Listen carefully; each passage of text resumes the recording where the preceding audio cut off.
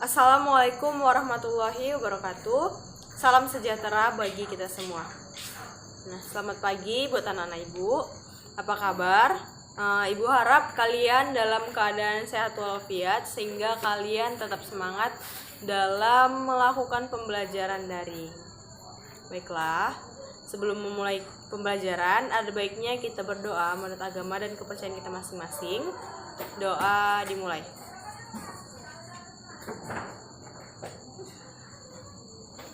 Doa selesai.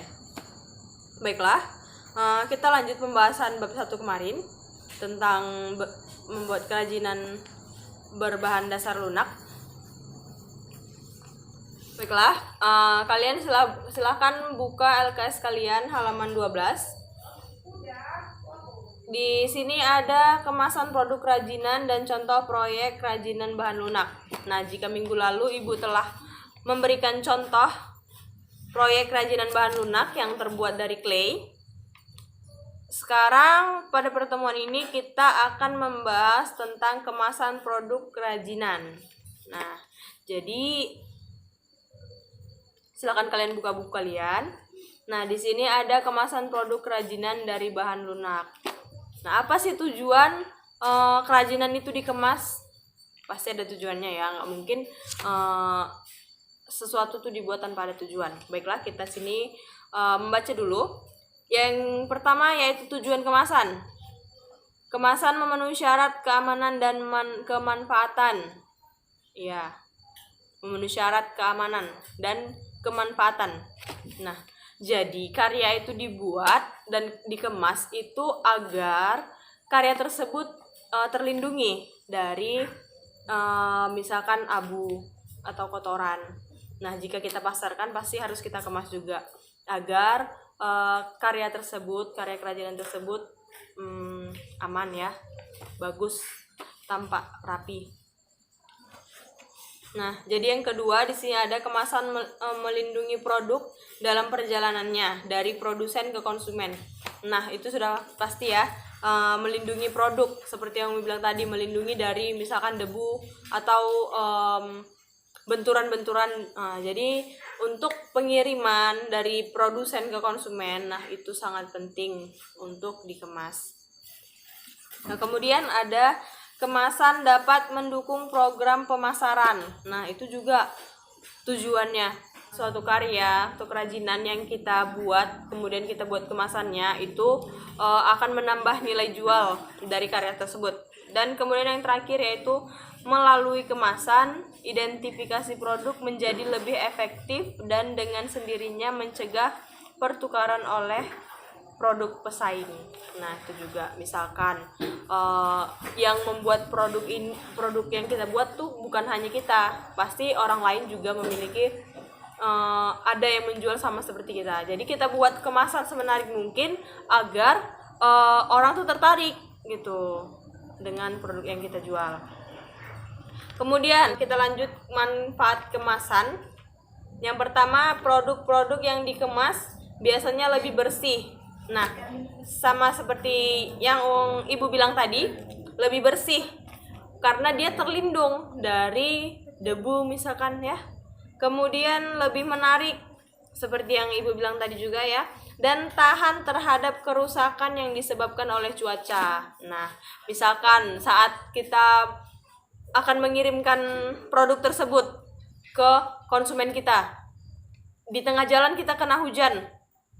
Nah, dengan adanya kemasan tadi, produk kita tidak akan langsung terkena oleh hujan tersebut.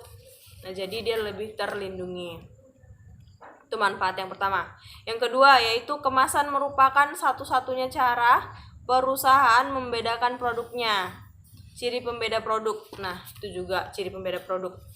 Seperti pada tujuan tadi, jika ada orang yang membuat produk yang sama seperti kita, nah kemasan yang kita buat pasti berbeda dengan dia. Bisa saja kita membuat di kemasan itu ada logo perusahaan kita. Nah, itu ya, menjadi ciri pembeda, itu manfaatnya.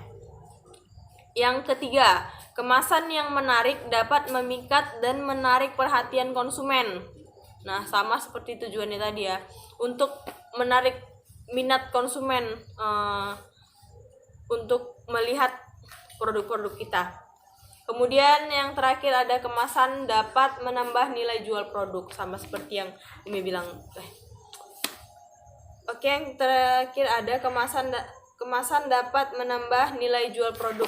Nah, sama yang seperti Ibu bilang tadi,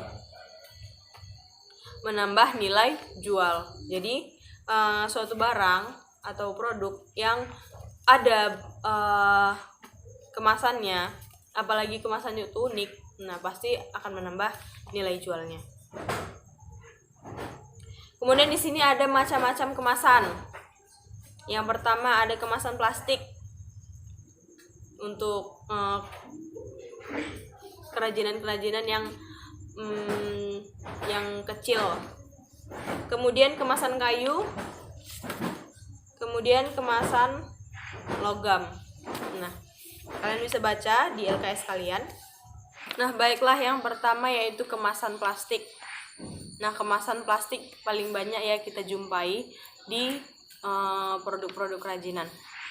Nah, itu biasanya kalau untuk kerajinan lebih sering menggunakan plastik jenis akrilik. Nah, akrilik itu dia bahannya tuh kaku ya, kaku dan kemudian bening. Jadi produknya itu tembus pandang, jelas untuk kita lihat juga. Jadi lebih menarik.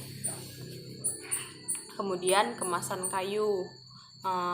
Nah, kemasan ini sudah pasti lebih kokoh, lebih kuat daripada kemasan plastik.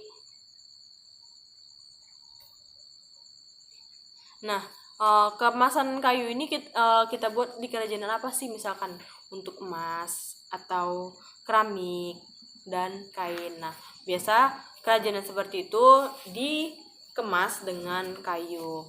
Kemudian logam. Nah, logam itu biasa dia dari kaleng ya.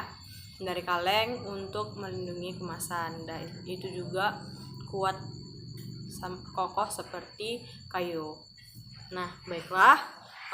Pada pertemuan hari ini kita cukupi untuk membahas tentang kemasan produk berbahan lunak, kerajinan bahan lunak.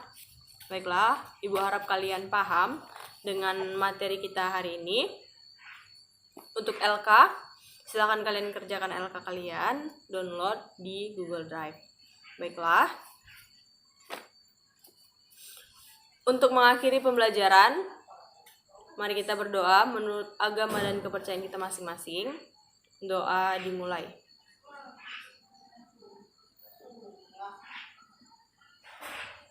Doa selesai. Baiklah, Ibu tutup pembelajaran kita hari ini.